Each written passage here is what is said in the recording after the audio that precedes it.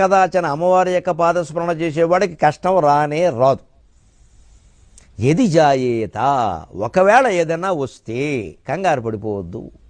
తచ్చాపి జ్ఞేయం తత్స్వస్థయే కల, కాస్త ఆగితే కాస్త ఓర్చుకుంటే విలవిల్లాడిపోకుండా అమ్మా అమ్మా అమ్మా ఏమిటమ్మా ఇంత దెబ్బ కొట్టావు అని అమ్మా అని అమ్మవారినే స్మరిస్తూ ఓర్చుకుంటే తత్స్వస్థయే కల, 10 రోజులు తిరగకుండా అది మేలు చేస్తున్నారండి. ఖచ్చితంగానండి.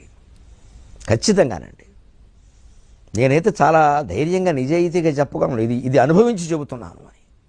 ఆ ఓపిక ఉండాలి. అమ్మవారు మనకు అన్యాయం చేయదు, మనమే దేవుడికి అన్యాయం చేస్తాం, కానీ దేవుడు ఎవరికి అన్యాయం చేయదు. తత్స్వస్థయే కిల, దానికి నీలమరాజు లక్ష్మీప్రసాద్ గారి పుస్తకం నుంచి మంచి ఉదాహరణ చెబుతాను. ఇదైతే నాటుకుంటుంది బాగా. ఒక భగవద్భక్తుడు యోగి అయిన వాడు ఒకడున్నాడు. వాడు ఏదో విదేశాలు బాగా పూర్వకాలంలో ఒక 100 ఏళ్ల క్రితం ఏదో ఓడలో విదేశాలు వెళ్ళాడు.